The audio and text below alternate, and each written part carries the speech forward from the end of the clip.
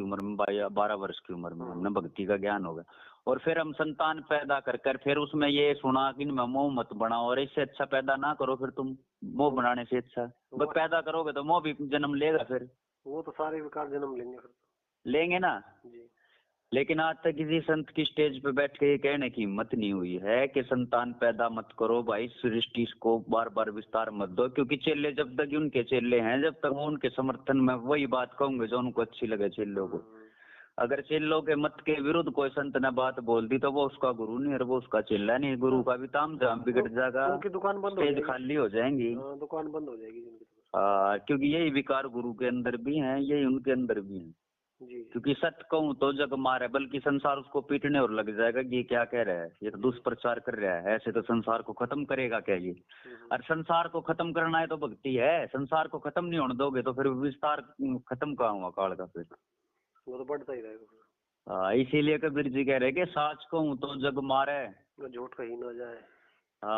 ये साच, यही बात साच है। क्योंकि किसी संत की आज तक स्टेज पे बैठ के कहने की हिम्मत नहीं हुई कि तुम ही काल हो, जब तुम औरत के पास जो है भोग विलास करने के लिए बलात्कार करते हो। इसीलिए तो कबीर जी सृष्टि रचना के माध्यम से संकेत दे रहे हैं, और काल नहीं था किसने पकड़ के वो दुर्गा के साथ बलात्कार तुम्हारे को कह रहे हैं, तुम्हारे को इशारे में इशारा दे रहे हैं, ताकि स्पष्ट कह देते तो हम उस समय पागल हो जाते और हम उसको कबीर जी को मारने के लिए दौड़ते। इसीलिए उन्होंने संकेत में कही है कि माया रूप देख अति शोभा, देव निरंजन तन मन लोभा। यानी आपका शरीर जो है ये मोहित हो गया उसको स्पर्श करने के लिए, उसको भोगने के लिए।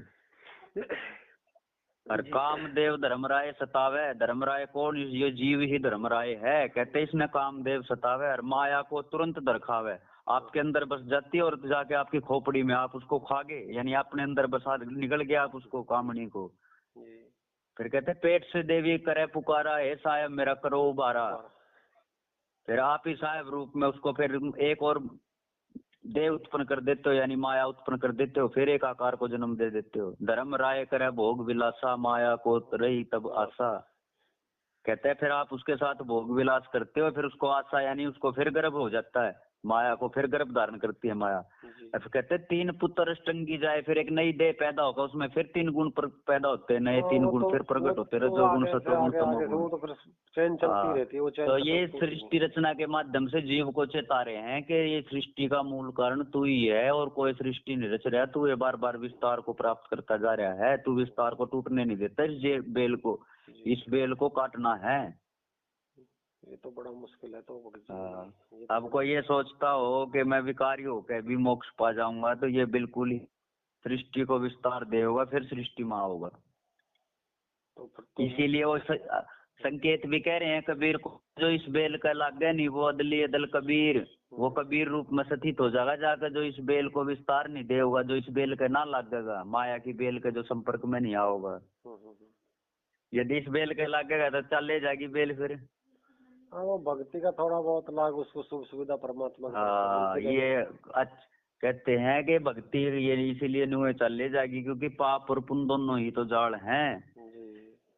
तो बड़ा मुश्किल काम है ये, और इतना आसान भक्ति छूटना हो तो इतना संसार दुखी हुआ बैठा है, तरा इमाम हो रही हर तरफ। ये इतने, ये जो हम समझ रहे हैं ना, ये जीव इतने हैं नहीं, ये कि शरीरों के कारण 2 दिखाई दे रहे हैं, 2 है नहीं। उपकरणों के कारण बिजली इतनी दिखाई दे रही है, बिजली तो एक ही है। एक ही बिजली। इसलिए गरीबदास जी कहते हैं कि वही राम वो है रावण कहियो, एक जात कुल वंशा, और दे दरे से दूजा दर से, वो है कृष्ण वो है कंसा। देह के कारण 2 दिखाई दे रहे, तुमने राम और कंस और कृष्ण 2 खड़े दिखाई दे रहे हैं, क्योंकि देह खड़ी है बीच में। अगर देह ने गिरा दे तो दोनों एक ही ऊर्जा है। दोनों एक ही पावर हो जाएगी, एक ही बिजली। जैसे बिजली एक तरफ तो बिजली जो है गर्मी दे रही है, एक तरफ ठंडक दे रही है, एक तरफ जो है अलग काम कर रही है, एक तरफ अलग काम रही है। बिजली वह है, लेकिन जिस उपकरण में जाती है वह उसी का रूप ले लेती है।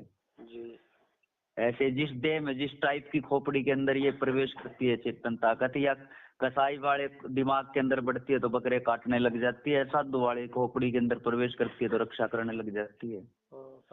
रक्षक और भक्षक एक ही वस्तु है दोनों, ठीक है ना। इसीलिए कबीर जी भी कहते हैं काल दयाल हमो है भाई, काल और दयाल दोनों हम ही हैं, दोनों एक ही वस्तु है। अब जब आप देख लो, रात को आप काल रूप में प्रकट हो जाते हो, दिन में फिर आप साधु रूप में बन जाते हो। ये क्या है? ये बहरूपी की तरह रंग बदलना तो है, और क्या है ये? जब हम रजोगुण से प्रभावित होते हैं तो हम काल रूप में प्रकट हो जाते हैं 1 सेकंड में। हम ही तो फिर 3 गुण पैदा करते हैं ना, हम तो मालिक हो गए इनके 3 गुण हो गए, हम काल हो गए खुद। इसीलिए तो बताया कि काल के पुत्र तीनों देवा। तो ये तो वही नितिन वाली होगी थ्योरी होगी जी, काल दयाल हम ही है, तो ये तो वही नितिन ने वो भी घुमा फिरा के कह रहा है बात, तो वो भी यही आ गई। नितिन है ना जो नितिन दास आपके बारे में। नितिन का जो ज्ञान है वो आत्म ज्ञान की बात करता, आत्म ज्ञान में रहो। कृष्ण जी ने कहा कि आत्म ज्ञान में स्थित हो जाओ, ठीक है। आत्मा क्या है? आत्मा एक वर्ड चला हुआ है। आत्मा का क्या, आप एक बात बताओ, कितने संत कह के जा चुके हैं, कितने आज कह रहे, किसी ने सिद्ध करे आपके सामने आत्मा? ना जी ना, बिल्कुल नहीं। फिर नु कहने का तो कुछ भी कह दो आप, मैं भी कह दूं, मैं ये कह दूं भाई कबीर है और मेरे पास रोज आता है, आप मेरे से प्रमाण मांगोगे, मैं कह दूं भाई मैं पुलिस में हूँ, आप क्या कहोगे? अपना आइडेंटिटी कार्ड दिखाओ, और मैं कह दूं ना आइडेंटिटी कार्ड तो नहीं दिखाता। ये तो थोड़ी होगी। जो संत हुए हैं जिन्होंने आत्म तत्व का भेद जाना है, उन्होंने तो मुंह जबानी हर चीज का ज्ञान दे दिया ना। ये तेरा नितिन ही लगा ले, आत्मज्ञान की बात कहने वाला, ये 2 बात अलग कह के दिखा दे मेरे को, संत मते से सिद्ध करके दिखा दे। वो तो उनके तो वैसे ही अपना वही है जी, अपनी जो तंबू तान रखे। तो पता हर जो ये जो है ये सुनी सुनाई बातें होती हैं, ये पता आत्म ज्ञान क्या है? आत्मिक जो अवस्था है ना जी, वो ज्ञान कहन सुनन का नहीं है। प्रथम तो समस्या जीव के सामने आया है, अपने आप को ही जानना सबसे बड़ी समस्या ये है। हाँ, और आपसे अपने से ही परमात्मा का भेद मिलेगा, बाहर परमात्मा का भेद ना किसी को मिले और ना मिले, और ना है। अपने भेद से ही परमात्मा का भेद खुलेगा। इसीलिए आत्म में राम, राम में आत्मा, आत्मा और राम 2 वस्तुएं है ही नहीं। जी, ठीक है ना। अब जैसे हम पूछ लें वो शब्द का क्या रूप है, क्या आकार है, कोई कहोगे कोई रूप नहीं, कोई आकार नहीं, कहन सुनने से नहीं आ रहा है। अब कई कहते हैं मैंने 4 शब्द पा लिए, चाहे वो नितिन के एसिस लगा ले, ठीक है ना।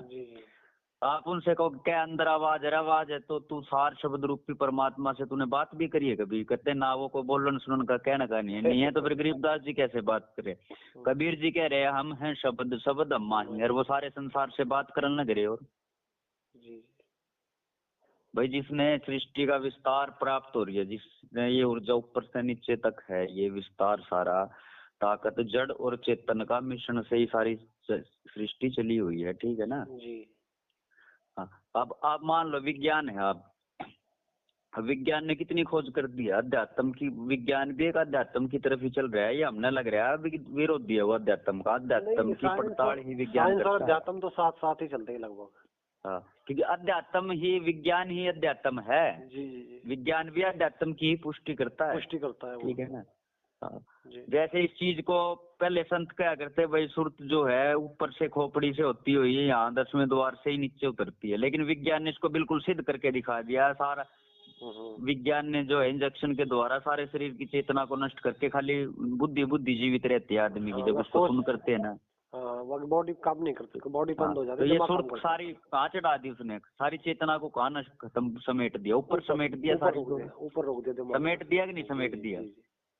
जो काम आप 100 साल समाधि लगा के भी नहीं कर सकते, वो साइंस ने 5 मिनट में करके दिखा दिया। 5 मिनट में 1-2 ml दवाई ने कर दिया, वो 2 ड्रॉप कर दिया ना जी।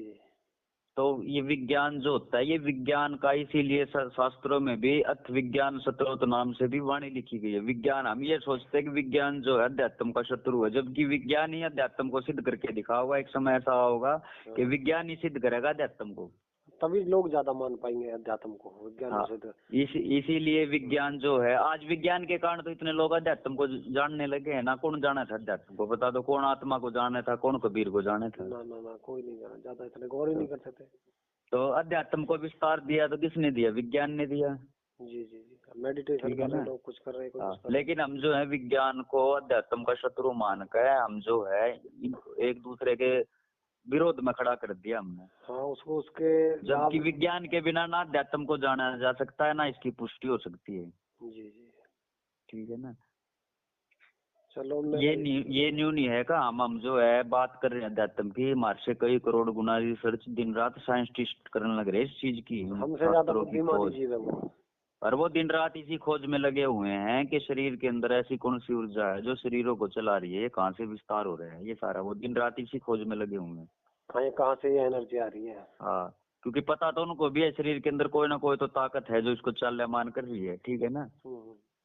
हाँ, पर क्योंकि उपकरण तो एक अलग चीज है, लेकिन उपकरण बिना सारा उपकरण किसी काम का नहीं है। यदि पावर नहीं है हमारे घर में, बिजली का कनेक्शन नहीं है, हाँ, तो हमारे अंदर घर पे कितने भी उपकरण हो गए सब फिजूल हैं। फिजूल है, वो कोई काम नहीं करते। हाँ, जी, कई दिन से तो आपने व्हाट्सअप नहीं चलाया ना, इसलिए मैंने आज फोन किया। मैंने कहा क्या बात है भगत जी, हम्म, तबीयत वगैरह ठीक है? मैंने कहा कैसे, कई दिन हो गए फोन व्हाट्सएप पे आप आ नहीं रहे, कैसे, क्या बात थी? पता है ये चक्कर ये है क्या, संसार पूरा ही संसार भ्रमित है, जीव जो है। और आदमी ये समझ नहीं पा रहा कि मैं कौन हूँ, परमात्मा को कैसे समझे। जी हाँ, अपना आप ही नहीं समझा जा रहा, परमात्मा हाँ, तो बहुत बड़ी क्योंकि चीज है। अपने आप को कितना है, बुद्धि खोपड़ी से ऊपर कोई चीज जा ही नहीं सकती, क्योंकि लास्ट जो ठिकाना है जीव का वो बुद्धि है, जी ठीक है ना। हाँ जी। बुद्धि से ऊपर सोच सके, ठीक है ना। लेकिन आत्म तत्व जो है वो बुद्धि नहीं है, वो बुद्धि से भी, क्योंकि बुद्धि तो जो है शरीर के अंदर ही बुद्धि है। क्या बिना शरीर के बुद्धि का कोई अस्तित्व है, बताओ मेरे को। नहीं, कोई नहीं है। एक ये मान लो शरीर चाहे बेशक विश्राम की मुद्रा में है, लेकिन बुद्धि तो फिर भी चलती है, सारी रात भी खोपड़ी घूमती रहती है ना। हाँ, वो तो अगर वो बंद हो गया तो पूरी बॉडी ही खत्म। मस्तिष्क थोड़ा ही विश्राम लेता है, मस्तिष्क तो फिर भी घूमता रहता है, कहीं ना मस्तिष्क कहीं तो जाए रहती सुचारू है रूप से चेतना, चलता है, ठीक है ना। वो चलता रहता है। हाँ, तो भाई ये तीनों गुण जो है, हम ये सोच रहे हैं कोई आकार में कोई ब्रह्मा विष्णु महेश कहीं पर बैठे होंगे, ये जो है जैसे आप विकारों से प्रभावित होकर उत्पत्ति कर रहे हो, नु विष्णु भी शिव जी भी, वो भी अपना अपना परिवार बना रहे हैं, अपना अपना, वे भी ऐसे भ्रमित है। क्योंकि हम ब्रह्मा विष्णु महेश कोई गुण मान लेते हैं कि ये है गुण, ये भी तो प्रभावित है इन्हीं गुणों से। वो भी जीव ही श्रेणी में है, वो भी हाँ, जीव ही तो है। पद का अंतर है बस, वो भी जीव संज्ञा में ही है, वो भी तो इन्हीं विकारों से परेशान है, जिससे हम परेशान है वो भी उन्हीं से परेशान है, सारे देवी ठीक है ना। देवताओं की हिस्ट्री हमारे सामने इसलिए तो पता कहे है। थे कबीर जी ने कि ये ब्रह्मा विष्णु महेश देख लो, तीनों देवा घर बारी, एक ना भूला दो ना भूला, भूले सब संसारी। जी जैसे तुम घर बार बना के चिपके बैठे हो इनके, यो मेरा वो मेरा, ऐसे ये भी गुण पैदा करके उनके चिपक गए, बच्चे पैदा करके रजोगुण से प्रभावित हो गए, इनने भी बच्चे पैदा कर लिए। सतोगुण से प्रभावित हो गए, ये भी पालन पोषण करने लग रहे हैं। तमोगुण से प्रभावित हो गए, ये भी आलस निद्रा क्रोध और मृत्यु को प्राप्त होंगे, देह छोड़ देंगे तमोगुण के प्रभाव से। तो ये तीन गुण का ये विस्तारा, धर्मदास मैं कहूँ पुकारा, और तीन गुण तीनों की भक्ति में भूल पड़ा संसार। संसार का भूल किस चीज की लगी हुई है, तीन गुणों के कारण भूल लगी हुई है। हम जो है सृष्टि को मोक्ष मांगते कहाँ है, कोई जीव मोक्ष मांग नहीं रहा, मोक्ष होगा कैसे। बंधन तो खुद तैयार कर लेते हैं अपने लिए, फिर बंधन में को अपने आप रस्सा बांध के फिर आवाज लगाओ खोलो खोलो, खोलना भी तू नहीं है, बांध तन्ने रखा तू खोल लेगा, इसको कौन खोल लेगा। जी जी, नहीं आपकी हमारी जो बातचीत हुई थी ना भगत जी, उससे काफी भक्तों को अच्छा नॉलेज हुई है। वो काफी, आपके पास भी फोन बहुतों ने करे होंगे शायद।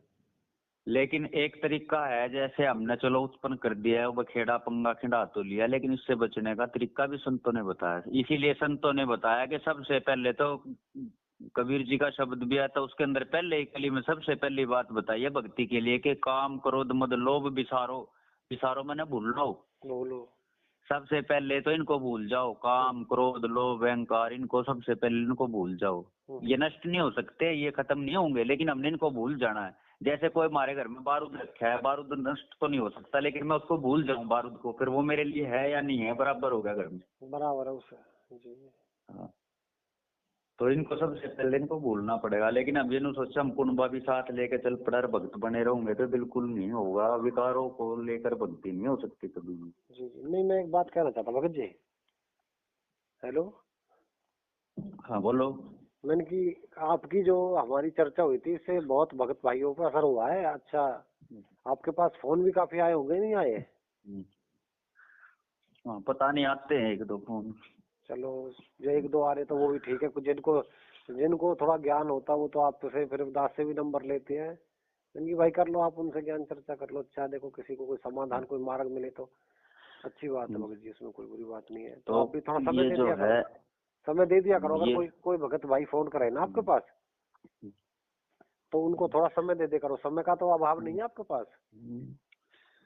हेलो। नहीं, रात को खाली होता हूँ 8-7-8 बजे के बाद, उससे पहले तो। दिन में कोई वर्क में हो क्या? हेलो। हेलो। हाँ, दिन में बिजी रहते हो? दिन में भाई खेत में भी जाना पड़ता है, काम भी देखना पड़ता है। हाँ, तो ये तो सभी के साथ है जी, खेती बाड़ी तो ये तो सभी जैसे जीवन निर्वाह के लिए तो दास को भी ऐसा थोड़ा बिजी रहता है, पर शाम के समय तो लगभग सभी सभी फ्री हो ही जाते हैं। ये जो हमारा परिवार जिनसे हमारा जन्म हुआ ना, हम जिनको माता पिता समझ के हम प्रेम करते हैं, पता हमारे माता पिता जो है हम भक्ति ना करें इस चीज को सहन कर सकते हैं वो, लेकिन हम उत्पत्ति ना करें ये माता पिता को हजम नहीं होती है बात। ना ये सबसे ठीक है ना, जगत की बात क्योंकि वो एड्डी चोटी वो हमारे को भोग विलास कराने के लिए एड्डी चोटी तक का जोर लगा देता है, और माता पिता अपने बच्चे के लिए लगाता है ना। जी जी जी बिल्कुल। लेकिन वो एड्डी चौक उस हमारे माता पिता कभी भी दिन रात एड्डी चोटी तक का जोर लगाया हमारे लिए पूरा गुरु खोजने के लिए, कभी नहीं लगाते। कभी नहीं लगाते। इसी खेल को हमने चलना समझना है। इसीलिए कबीर जी कहते हैं कि ये तेरा माता पिता ये सब काल है भाई, जोरू लड़का कुटुंब कबीला, और ये जो है ये काल है भाई सारे। इसलिए काल के अंग में बताया कि बेटा बेटी काल है, माता पिता सब काल। इसीलिए बताते हैं कि माता पिता मिल जाएंगे लख 84 माँ, सतगुरु साहेब बंदगी फिर मिलन की ना। हमने जो मेन टारगेट है उसको, यदि हमारे माता पिता भक्ति नहीं करते तो वो ये समझ लेना वे हमारे पक्के शत्रु है, वे हमने भी काल के मुंह में झोंकेंगे, यानी हमारे से भी सृष्टि उत्पत्ति कराओगे। यही काल का जाल है सारा। काल ने एक बात बताओ, ऋषियों ने ये परंपरा नहीं बनाई कि बच्चों के लिए सबसे पहला काम है गुरु खोजो, लेकिन वो सबसे पहले हमारे लिए दिन रात उनका एक के टारगेट रहे किसी भी तरह करके बच्चों को भोग विलास से जोड़ना है, इनसे भी उत्पत्ति करवानी है उत्पत्ति। उसी के लिए वो दिन रात पैसे कमाने लग रहे हैं हमारे लिए, ताकि हमारा ब्याह कर दे वो, ब्याह शादी अपना जीवन यापन। लेकिन उन्होंने कभी भी ये नहीं सोचा कि बच्चों को मनुष्य शरीर का इनका सफल करवाना है, इनसे भक्ति करवानी है। क्योंकि वो सोच नहीं सकते, वो काल के दायरे में है सब। हाँ, सब उसी दबाव में। इसीलिए बताते हैं गरीबदास जी के भाई, जिसको तुम माता पिता समझते हो ये नहीं है, साधु माई बाप है, साधु भाई बंद, साध मिलावे राम से कट्टे उनके फंद। लेकिन हम पागल हो रहे हैं एक दूसरे का, यो मेरा पुत्र यो बेटा, हमारे को ये तो हम पहचान नहीं पा रहे हमारे को। इसलिए कहते हैं ये मुक्ति मुक्ता दर्शत ना ही यो जग हो गया अंधेरे, वो मुक्त होने का चीज नहीं दिख रही है, ये अंधे हो गए सब कुछ। हमने आपस में माता पिता है, इसीलिए सब संत समाज कहता है माता पिता ही भगवान है, माता पिता ही भगवान है, तो काट देना इनकी फांसी माता पिता को। ना काट दे कर्म को, वो तो खुद ही फंसे क्योंकि वो खुद भी काल के ही स्वरूप है, और वो हमारे से भी काल सृष्टि को जन्म करवाते हैं। सब शरीर काल हैं, सब निरंजन के दायरे में आ जाते हैं सभी। ठीक है ना। कोई एक माता पिता मेरे को पृथ्वी पे ऐसा बता दे जिसने खड़ा होगा अपने बच्चों को ये क्या करेगा, उत्पत्ति करके अपना आत्म कल्याण करा ले, कुछ नहीं रखे बच्चे बुच्चे पैदा करने में, कोई नहीं कहोगा अपने मुंह से कभी भी, क्योंकि सब काल है भाई। हाँ, उनके अंदर वो वही प्रवृत्ति तो सबके अंदर वही है जी। अरे चाहे वो जो भक्ति पे लग रहा है वो भी नहीं कहता अपने बच्चों को भी, क्योंकि वो हमने ऊपर से दिख रहा है भक्त, वो भक्त नहीं है, वो काल की सृष्टि को ही विस्तार देगा। क्योंकि वो कभी भी इस चीज को सहन नहीं कर सकता, जैसे धर्मदास इस चीज को सहन नहीं कर पाया। तेरा वंश खत्म होगा, अरे वंश कौन सा है, शरीरों को वंश मान रहे होगा तुम। हम तो धर्मदास जैसे शरीर को ही वंश मान का है, मेरा वंश नहीं चलेगा, मतलब वो भी मांस में ही उड़ जाए, इतना ज्ञान पा के भी वो मांस में उड़ जा, उल्टी जाकर उसकी मति फिर। इसीलिए कबीर जी ने उसको जीवित समाधि दिला दी थी, कहीं विनाश ना कर दे, निकम्मा यही ना हो रह जाए, इसकी सुरत से यही कुनबे में परिवार में बच्चा में। जाल बहुत, ये तीनों गुणों का जाल जो है बहुत भयंकर है यो। इसीलिए तो कहते हैं गीता जी में ये त्रिगुणमयी मेरी माया बड़ी दुस्तर है, बड़ी दुष्ट, अर्जुन बहुत खतरनाक है ये माया, त्रिगुणमयी माया। इसने सबको हरा दिया, ठीक है ना। हाँ, सबको जी, बड़े बड़े ऋषि मुनि सब कुछ इसी में बह गए, चाहे वो राजा जनक हो चाहे सुखदेव हो, सब बह गए इसी में। ये तीनों गुणों की बड़ी टेढ़ी जाल है, ये तीनों गुणों के जाल से छूटना बच्चों। बताओ अब हम कैसे करें जी। सबसे पहले तो अपनी चेतना को इकट्ठी करो एक जगह पर, अपने श्वासों पर ध्यान रखो जी। साधना तो उसके बाद की बात है, पहले मन को एकाग्र करो।